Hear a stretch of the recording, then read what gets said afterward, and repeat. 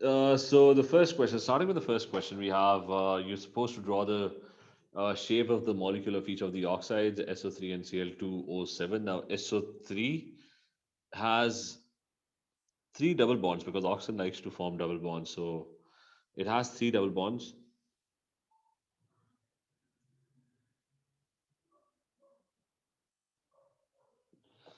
So the shape is that there are three bonded pairs of electrons around it. Think of double bonds as a single thing, and there are no lone pairs. You can have a look.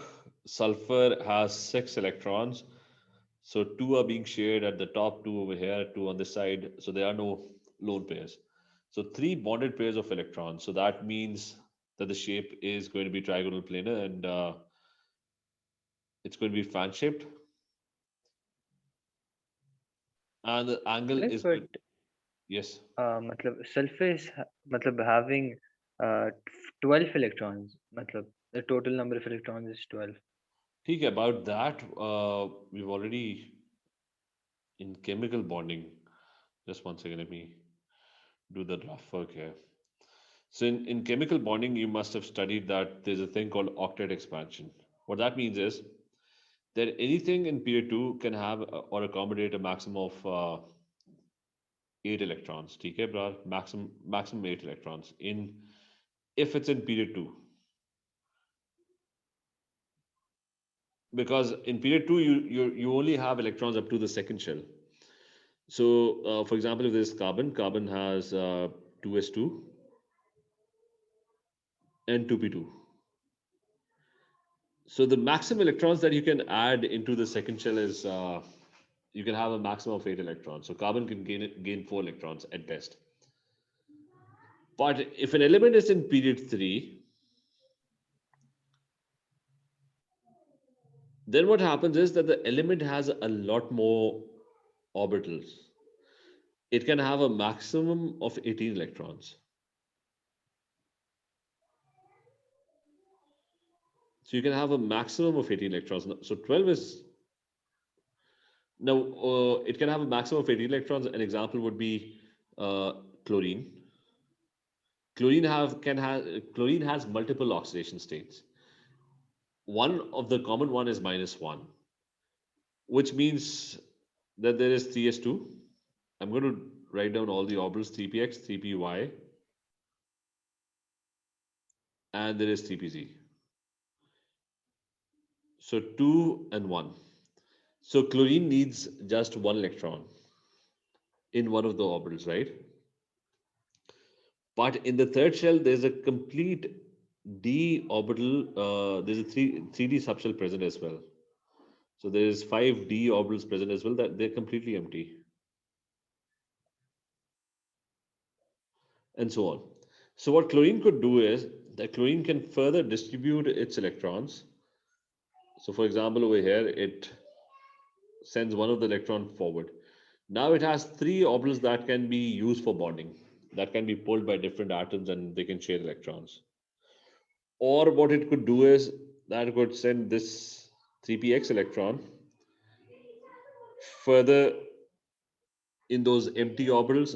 Now it can have a maximum of five orbitals that can be involved in bonding. So chlorine can have an oxidation state of +5 as well. And finally, chlorine can further expand its octet. The 3s electron can be further distributed because the third shell is quite big. And now it can have a maximum of 7 electrons. So chlorine has all these oxidation states. -1, it could be +1, it could be +5, it could be +7, and so on. Okay, Ibrar, is this clear? Yes, sir. So just remember, the octet rule only applies to period 2, not to period 3. Period 3 atoms can have more electrons. They can have more bonds. They can form more No, bonds. the octet rule applies to period 3, not to period 3, right? The the octet rule applies to period 2 only. Octet No, what means is octet? The octet expansion. the octet expansion is happening in period 3. Mm-hmm. ठीक है. I mean, the reason octet expansion is possible is it can have a Because of the mass. orbitals present. It has empty orbitals and you can have more than 18 electrons. So an atom would not stick to 8 electrons in the first place. See, got it. ठीक है. So octet rule only happens till period 2. Uske baad, after that, an atom can form pretty much any number of bonds it likes. But the number of bonds are limited by space. For example, an atom, like you can form 7 bonds, but keeping 7 atoms around you, that's kind of very, very hard. So most of the time, you can't really form that many bonds. So even if like in the case of sulfur, even if you have uh, orbitals, empty spaces available, you can't really go on bonding indefinitely because you'll run out of space. Where would you put all the other atoms? Okay, you'll run out of space in the three-dimensional space. So at best, normally atoms usually form 4 bonds or 5 bonds. At best, they can form 6 bonds. It's very hard for them to actually form 7 bonds. Okay, is that clear, Ibrahim? Is this clear? Yes, sir. Okay, is this clear to everyone else? Mohammed, is this clear? Isaac, clear? Yes. Yes, sir. Okay, now Cl2O. Cl2O is going to be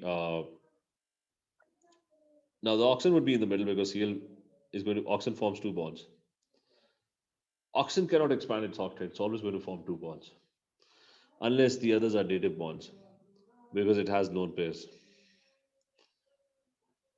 So oxygen is going to be bent because it has 2 lone pairs.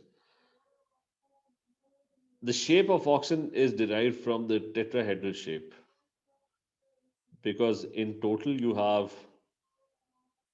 2 bonds, and on 2 sides they are, instead of bonds, they are lone pairs. There are electrons there, but they're already full, so they're not bonding to anything. So because of that, the shape is actually, you don't count those sides because there's nothing attached there. So the molecule shape would be bent, and the angle would be lesser. It's going to be 104.5 degrees. Otherwise, in tetrahedral, the angle is 109.5 degrees. But because of the extra repulsion of the lone pairs, the bonds are kind of closer together. As the next one is, explain why the melting point of MgO is higher than that of Na2O.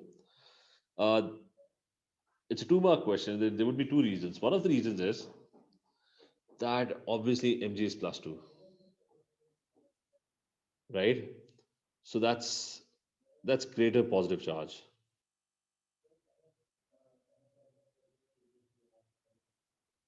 Na is only +1. So that's one thing. And that's one of the major factors. I mean, the charge is doubled, so there's going to be more electrostatic attraction.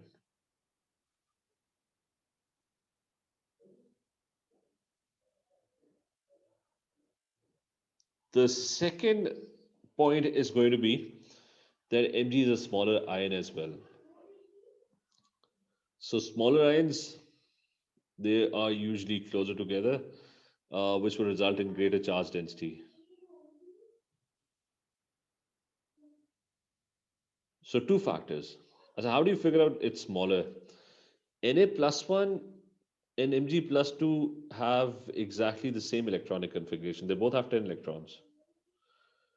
So electron-wise, shell-wise, they are exactly the same. Except that Na has 11 protons and Mg has 12 protons. So 12 protons are going to have a stronger attraction, so the 10 electrons and the shells would be slightly closer to the nucleus, which is why Mg is going to have smaller. It's going to have smaller ions. Okay? Is this clear? Abba, is this clear? Rida, Minahil, is this clear? So can you explain this? कैसे it's smaller as an ion? The पहली चीज, are they both having 10 electrons, right? Yes. So considering them as an ions. Because they are in the form of an ion. Okay? So they're both having 10 electrons each. Okay? Is that clear, Ibrahim? And why is this smaller? The reason it's smaller is because it has more protons. I mean, who's pulling the electrons? अच्छा ठीक है, get it. Okay? So if you have more protons, there's more attraction, and which is why the shells would be slightly closer together. Okay? And that's usually what happens across the period. If you look at the atomic radii across the period. One second.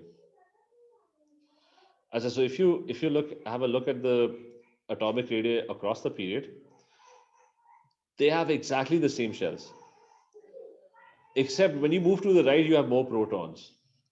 And because you have more protons, the attraction becomes stronger and stronger, which is why the atom becomes smaller and smaller as you move across the period. And there's a gradual decrease in the size. And when it comes to ions, it's the same thing. The ones on the right, they're going to be. I mean, the term that's used is isoelectronic. When somebody is forming positive ions, Na+1, Ng+2, they're all going to be isoelectronic. They're all going to have the same electronic configuration, except that the protons are going to be greater when you move to the right. As the next one is explain why the melting point of SiO2 is much higher than that of SO3. So one reason is SO3 is a simple molecular substance, simple molecular with weak intermolecular forces. So it has very weak so they're tiny molecules that are just roaming around with weak intermolecular forces.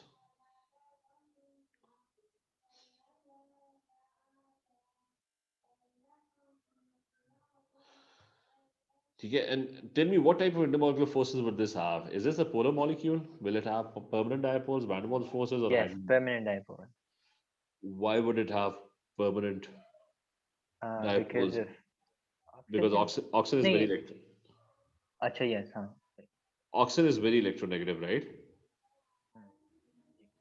So according to the shapes, would the oxygen be able to pull the electrons and make it polar? Ethan, any I idea? think Ibrahim, yes. it would cancel out its effect. Okay. So eventually the dipoles are going to get cancelled out. Okay. One of the oxygen is pulling in the electrons in one direction. The other one is pulling the electrons in another direction.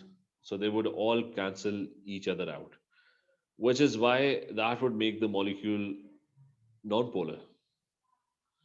And when a molecule is non-polar, then it's going to have temporary dipoles and induced dipoles. So it's sometimes this side would be negative, this side would be positive due to random reasons. Sometimes the opposite would happen.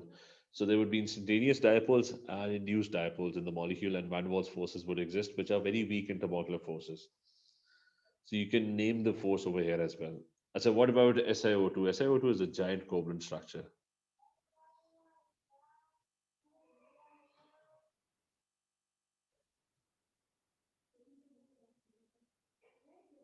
It's like diamond, where four oxygens are tetrahedrally bonded to a silicon, and the oxygens are then further bonded to,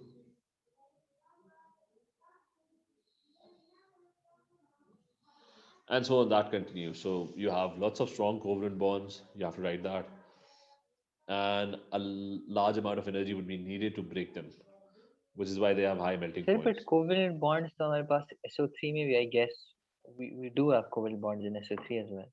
No, but that one is both have covalent bonds.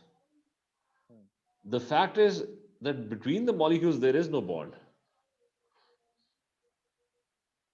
So that means the SO3 molecules are just flying around. They're already gaseous, room temperature. Right? They're already in gaseous state. You don't have to break any bonds when you melt them or boil them. Ibrahim, is this clear? Yes, I get. Okay, but over here there is no intermolecular force. Remember, giant structures, they don't have intermolecular forces. They're just this one giant big interconnected structure where every atom is bonded to every other atom, and which is why they are solids and they have high melting and boiling points. And the next one is SO3 is produced by the reaction between SO2 and O2 in the contact process. Explain why increasing the total pressure at constant temperature. So the question is, you're increasing pressure, and you have to explain what happens when you increase pressure. What happens to the rate when you increase pressure? What you're basically doing is, when you increase pressure, let's say there's a so what you're basically doing is you're applying force and you're compressing the gas, right? So the gas particles would be closer together. And remember, this only happens for gases. So when you increase pressure, volume decreases, particles are closer together.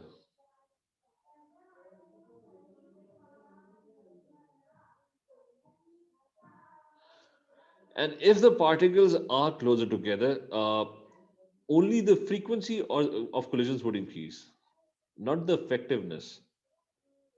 So the frequency or the number of times they collide, they would increase because they're closer together. They're going to bump into each other more frequently.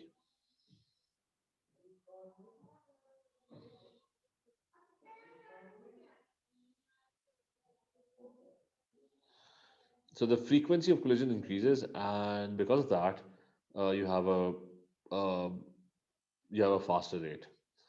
And so what about yield? When you talk about yield, he's talking about equilibrium. So according to Lee-Chatterley principle, whenever you increase pressure, there's obviously going to be less gas formed because you're compressing it. So in this case, it's going to be forward. So less gas mole side is going to be favored.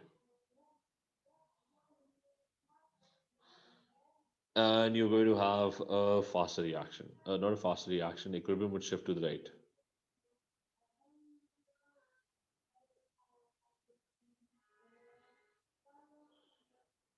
And if equilibrium shifts to the right, okay, hopefully everyone knows this. Okay, when you compress a gas or an equilibrium that has gases in it, less gas would be formed because you're decreasing the volume. So equilibrium shifts to the right, and yield increases, the output increases.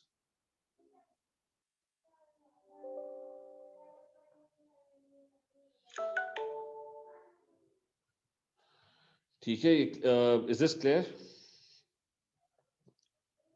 Zahir? Sir, Yes, yes, Yes. Yes, sir. um, yes. can we say that it favors side with lesser moles? Lesser gas moles, not moles. Oh, I mean, okay. because both things they apply to gases. Remember pressure. I mean, this is a small point, but this is very important.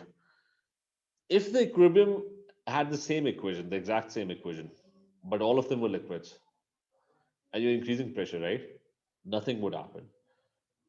Okay, so or let's assume this one was a liquid. The first one was a liquid. Now, which side is the less gas mole side? It's the left side, right? Not the right side. Mohammed, is this clear? Yes. Okay, so you have to count the gas moles, not the whole moles, not the entire moles of everything. Okay, be careful with that. When you're talking about pressure, a rate only depends on pressure if you're talking about gases, because pressure is going to have no effect on solids or liquids whatsoever. They're incompressible. And the same goes for equilibrium as well. If there's a liquid or solid, nothing would happen to, you're simply going to ignore the liquid or solid. So you're going to count the gas moles, and whichever side has the less gas moles. So it has to be very specific, less gas mole side. Now, this was the graph shows the concentration of all three species in the system would change with system for a typical reaction mixture. So this is the equilibrium. What's happening is initially, I mean, if you look at the reaction, what's happening is initially SO2 and O2 were reacting, right? So they were getting used up. Their quantity was decreasing. They were becoming lesser and lesser. And when they were reacting, they were forming SO3. So SO3's quantity was increasing. But then came a point when enough SO3 was formed, a reverse reaction also started taking place and they reached equilibrium. And after that point, whatever the quantities were, they did not change because the rate of forward reaction and the rate of backward reaction, it became equal somewhere after this particular point. So initially SO2 and O2 were reacting to form SO3, so they were getting used up. The quantity kept on decreasing and SO3's quantity kept on increasing. And all of a sudden, somewhere in the middle, they reached equilibrium. Because if enough SO3 was formed, then the reverse reaction would also kick in. Explain why the gradients of the SO2 and O2 lines decrease with time. So what you just have to state is that forward reaction is taking place, and SO2 and O2 react to produce SO3. Actually, that's not the answer. Uh, he's not talking about. You have to look at the question again. He's not talking. He's saying why the gradients decrease with time slowly.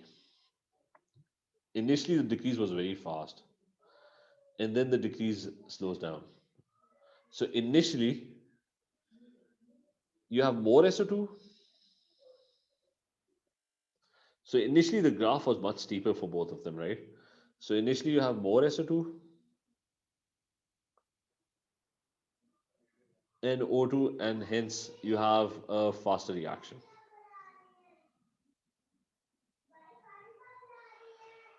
But over time, what happens is that the forward rate slows down and backward reaction starts.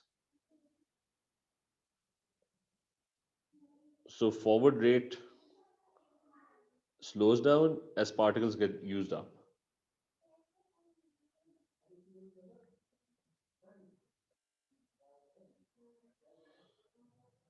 Because now, eventually, over time, you're going to have fewer and fewer SO2 and O2 particles. So the forward rate would slow down. And why do they become horizontal? That's because equilibrium has been reached. So you're going to write that the forward rate becomes equal to the backward rate. I mean, you have to write the whole thing. And equilibrium is reached. Suggests why the initial gradient of the SO2 line is steeper than the O2 line. So he's saying SO2 is much steeper. The reason is the number of moles. So every second, if 1 mole of O2 is reacting, 2 moles of SO2 are getting used up. So SO2 is getting used up at a much faster rate. So you're going to talk about the moles. Okay, is this clear? Minail, is this clear? Zaib, is this clear? Yes, sir. Yes. So why the initial gradient of S2 is steeper? Because it's getting used up at a faster rate and you can compare that for every one oxygen reacting, 2 SO2 react. Now this is your KC question. So you're saying 2 moles of SO2 and 2 moles of O2 are sealed in the container with a suitable catalyst. Resulting equilibrium mixture contains 1.98 moles of SO3. So I'm going to do this question. Let's do it here. Okay, let's do it over here. So you have 2 SO2 plus O2 and its equilibrium with 2 SO3. So whenever you have an equilibrium question, you make this table. You have initial moles, how many moles did you add in the container? And you have your final equilibrium moles.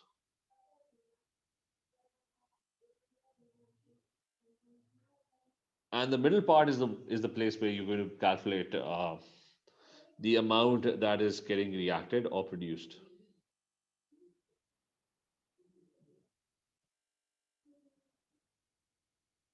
So that's what we're going to try and figure out. So initially, right at the beginning, 2 moles of SO2 and 2 moles of O2 are sealed in a container. So that's the starting point. 2 moles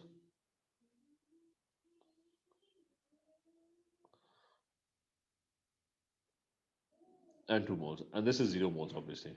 He didn't add this. And then he's saying what's happening at equilibrium. The resulting equilibrium mixture contains, so when the mixture had reached equilibrium, there were 1.98 moles of SO3. So at equilibrium, you have 1.98 moles of SO3. So that's quite an increase. You started at 0 moles and now you have 1.98 at equilibrium. So that means obviously 1.98 moles got produced.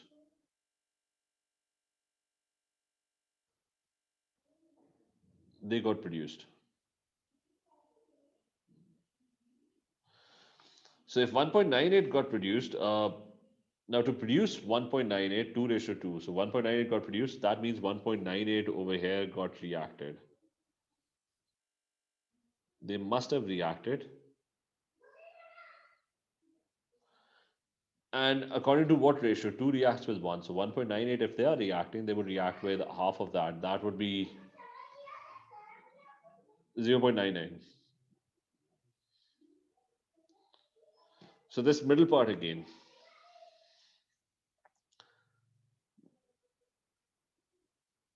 So the middle part is that he said that 0 moles were initially added, SO3, but at equilibrium you have 1.98 moles getting produced.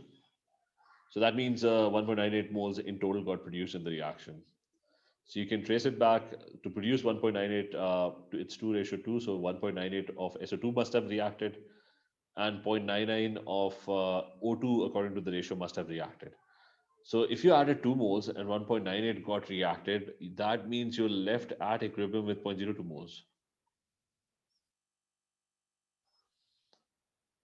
And if you had 2 moles of O2 initially and 0.99 got reacted, that means you're left with how much? What is 2 minus 0.99?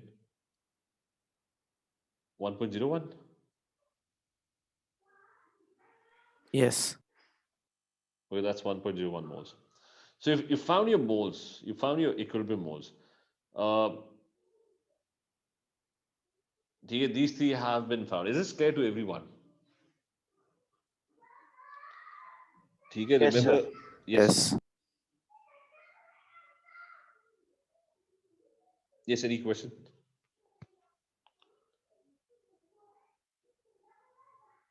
Sir, how did you get 0.02? Initially, right at the beginning. I'm going to start again. 2 moles of this. These are the initial moles that were added into the container. 2 moles of this, 2 moles of this, and 0 moles of this, right?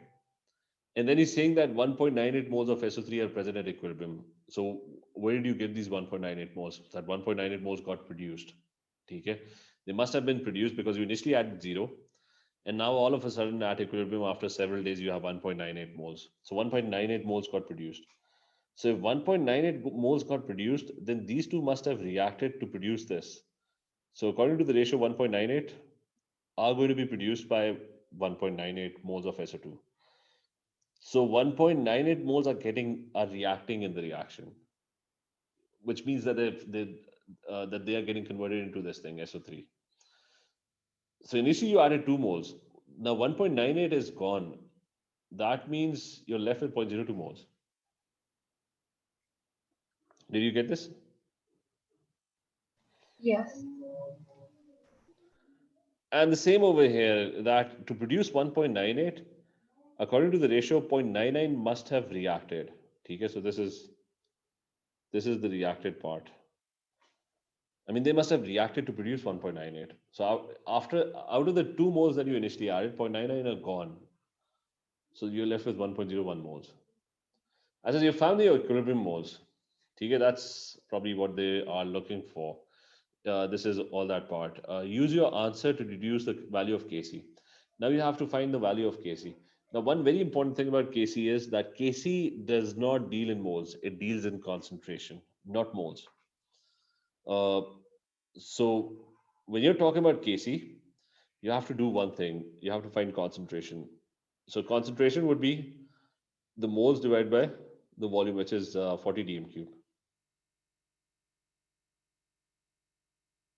And this one as well, 1.01 moles. They're all present in the same 40 dm cube container. Be careful about this step. Kc does not deal in moles. It deals in concentration. And this 1.98 moles are also present in the same container, so that would be divided by 40 as well. There's only a few circumstances where you don't actually have to use concentration, and that is when in the expression the numerator and the denominator are the same. I mean, they're the same number of numerators and denominator terms. Which in this case, like if you write the Kc expression for this, it's going to be SO3 concentration, but that's going to be squared.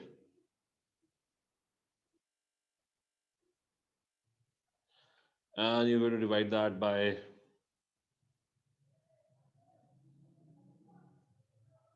O2 and SO2 concentration. So SO2 concentration is going to be squared as well. And you will have O2 concentration, that's power 1. So place everything. So what I was suggesting was that there's only one circumstance, one case where you don't have to divide by 40 DMQ. You don't have to find concentration. You can directly put moles into this expression. And that only happens if the numerator terms and the denominator terms are equal. Or you can say that Kc has no units. So over here, the terms are not equal. At the top, you have square. At the bottom, you have three terms. SO2 is squared and O2 is 1. So the unit is not going to get cancelled out. So we're going to place the values over here now. What's SO3? It's 1.98 divided by 40, but it's going to be squared.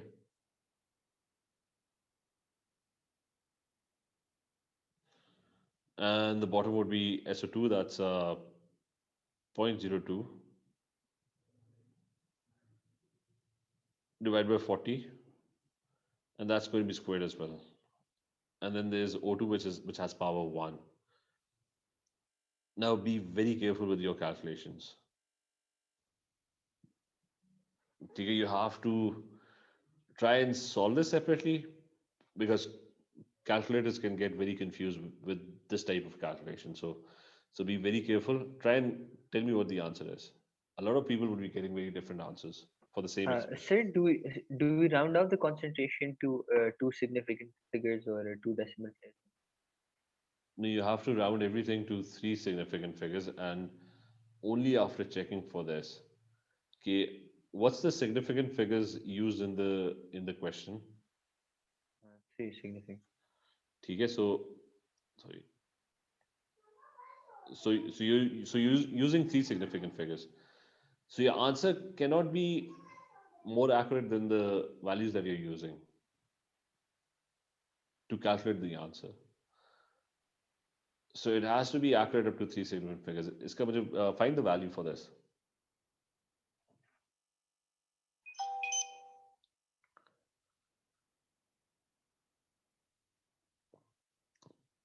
So everyone try this on your calculator. Try and find the value.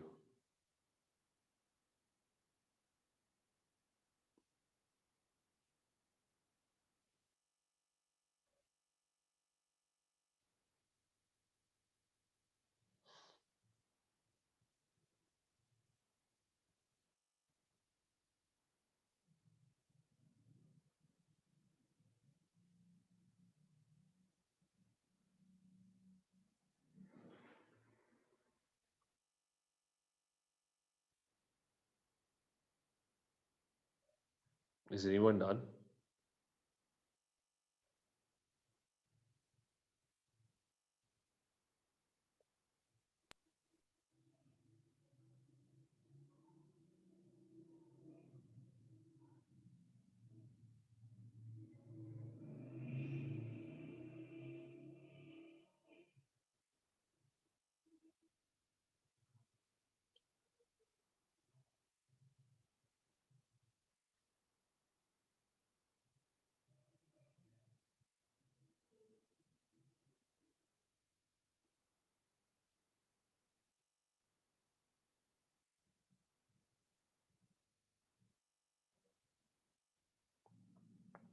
Try here. Ethan, have you solved this? Mohammed? It's like a really large number. This one, what's the large number? I got 388158.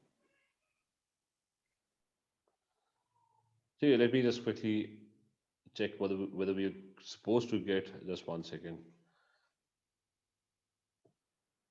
So whether we're supposed to even get that number. Just 1 second. So I think this is question number.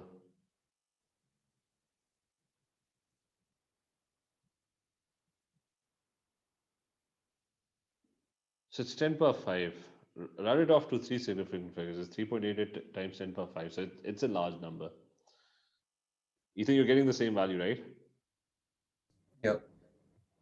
Obviously. Okay, so 3.88 times 10 power 5. Again, you can see that it's rounded up to 3 significant figures. You're gonna lose marks Because if the original value is accurate up to just 3 significant figures, your answer cannot exceed that accuracy. It has to remain within that. I mean, you can't use a less accurate value and get a more accurate answer. So be very careful with this. Although they've actually allowed 4 significant figures, but remember this rule. Now, the other thing is calculate the amount in moles of SO2 and O2 in the equilibrium mixture. Actually, this was the expression for Kc. I forget this. Actually, we also have to find the units of Kc. So how do you find the units? Units are take this concentration. Remember, take concentration as x. So it's x square, just to simplify things. Divide by x square into x. So the x squares would get cancelled out, and you would be left with x minus 1. Now, what was x? X was concentration, which was mole per dm cube. I said it was mole per dm cube.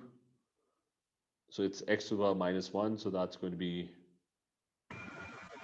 it's going to be mole minus 1 and dm3. So that's going to be your unit.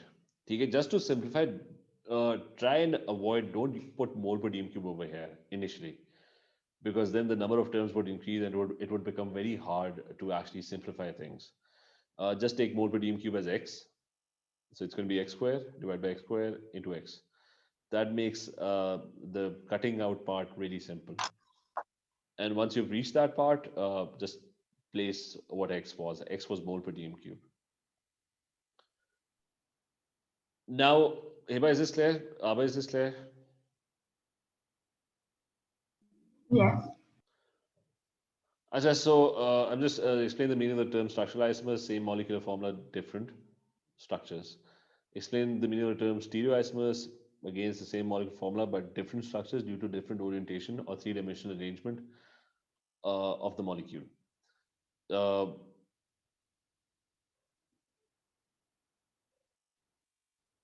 Okay, so different arrangement of atoms in space, different spatial arrangement of atoms, different orientation of the different three-dimensional arrangement of the molecule. Here, that's so they have the same molecular formula, and one thing that must be added. Sorry, one thing that must be added with stereoisomers is that they also have the same structural formula as well. I mean, the connectivity is also exactly the same. It's the arrangement of the atoms that's different. You can make sure you add that.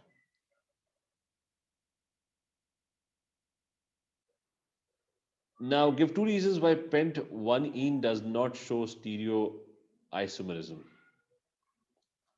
2 reasons. Here is your pent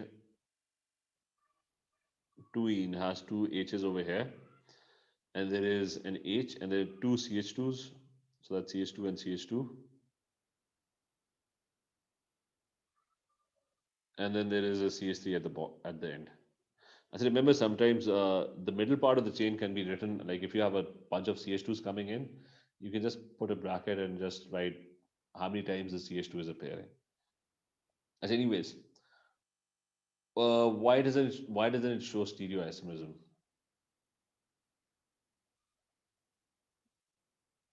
And what type of stereoisomerism? Yes. Because it has to show cis and trans stereoisomers, but we have same groups attached to carbon atom. Okay, so you pretty much have the same groups attached to the. You need different groups on this side. So reason 1 and reason 2, just to be clear, what's given here. One is that the double bond has 2 hydrogens. That's it.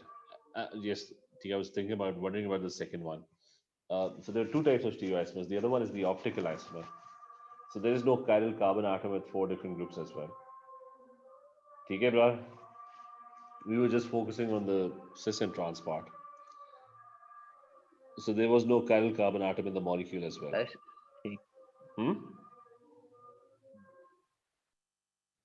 ठीक है, सही है, समझा. As the next part is a structural isomer of pent-1-ene. So we have to figure out the monomer. That's simple. It's get rid of the connecting bonds, and that's what addition polymerization is. put the double bond back in. Okay. So just 1 minute break. Okay. I'll be back in 1 minute.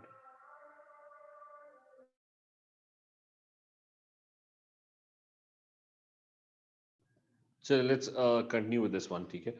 Uh, so that's the monomer, right? Just put the double bond back in.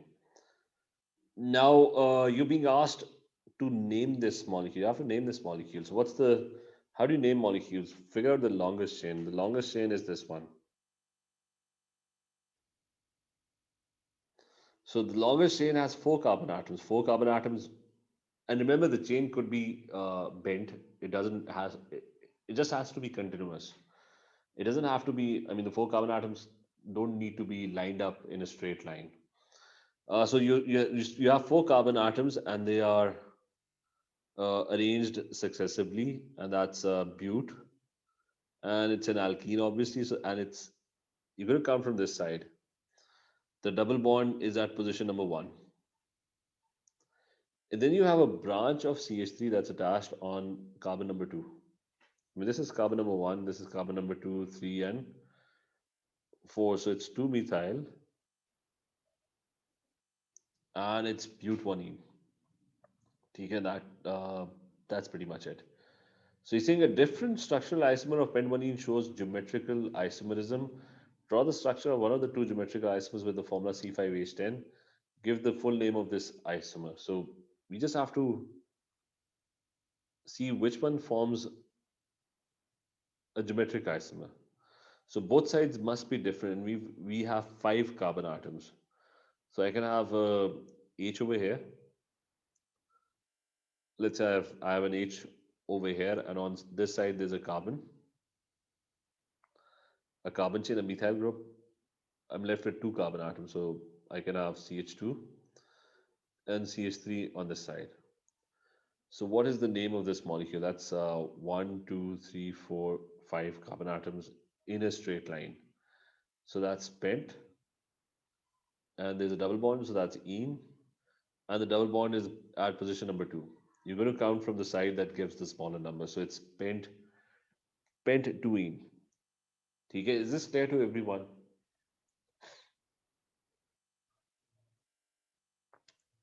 Isaiah, is this clear, Mohammed? Yes. Achha, so Yes, sir. Achha, now this one is about group 17. We were doing group 17 yesterday. So they're saying state the trend volatility of the group 17 elements down the group. They become less volatile.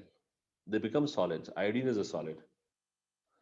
So less volatile. And explain this trend because bigger molecules have more intermolecular forces. Like if you go from fluorine to iodine, more van der Waals forces.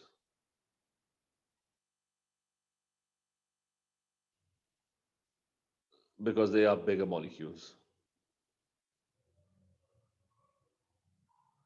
You can just let me confirm, and you can also write they have more electrons. Iodine has more electrons, so they're going to be more. They're going to be more temporary dipole induced dipoles produced with iodine. Just let me check whether bigger molecules would be sufficient for this or not. This is question number 3. So more van der Waals forces. He's talking about electrons, so you have to be very specific. That bigger molecules have more electrons, so there's more van der Waals forces.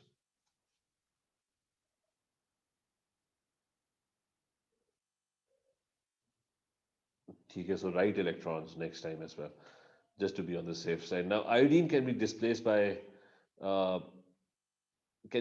from, this is a simple reaction, more reactive displaces a less reactive. So it's going to form NaCl plus the iodine is going to be displaced. And then we talked about the colors of precipitate.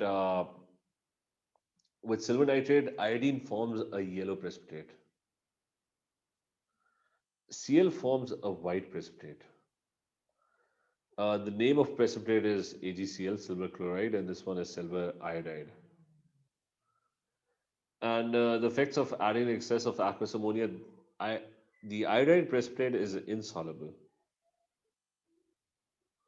Whereas the NaCl precipitate, AgCl precipitate, that's the white precipitate that's soluble and dissolves.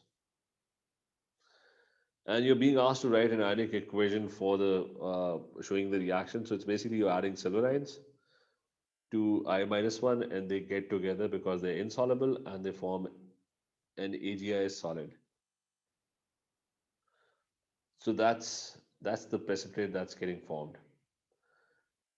And this is about the concentrated sulfuric acid, because I told you that I-1, yesterday I told you I-1 was a good reducing agent, was a very good reducing agent. Because bigger ions, they like to really lose electrons. They lose electrons very easily. I-1 is probably one of the strongest reducing agents. So that's what happens. Purple fumes of I2 and hydrogen sulfide are getting formed. So it's a redox reaction that's happening. NaCl, Cl-1 doesn't like to lose electrons. So it reacts with concentrated sulfuric acid and only gas is produced, which is HCl. So explain the difference in the reactions of sulfuric acid, and that's what you're going to state is that it's a good reducing agent. Cl-1 is not a good reducing agent, so sulfuric acid is only behaving as an acid. So it's a 3-mark question, and they give you lots of lines.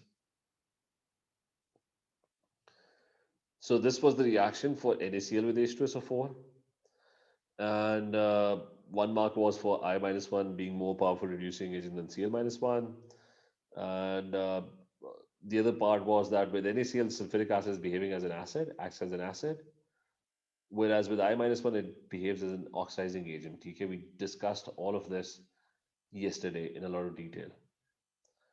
So that's this part, and the next is to explain the meaning of the term oxidizing agent in terms of electron transfer. So you can pretty much do that. Oxidizing agents, they get reduced, they gain electrons from someone else, so they force the other substance to actually lose electrons. Suggest an equation for this reaction of chlorine with water. We did that. That's written in the notes that I sent you. It's Cl2, and there's a disproportionation reaction. HCl and HOCl is produced. It's used as a disinfectant in water. And this was the chlorine with hot aqueous NaOH reaction. We did this that in NaOH, you have to remember this reaction. If the NaOH is hot, this reaction was also given in the notes. It's going to form NaCl plus NaClO3 plus H2O, and it has to be balanced. So just remember, most inorganic questions are simply just memorization of the notes that I gave you. For inorganic chemistry, you don't have to think much. It's simply memorization and recall. Very little to do with understanding. So is this question clear as well to everyone? Hibab, Abba, is this clear? Ethan, is this clear? Yes. So Yes, sir. Yes. So let's continue with this. I'll send you the time of the class probably in a couple of hours for the weekend. Okay then, take care. Thank you. Allah Hafiz. Allah Hafiz. Hafiz.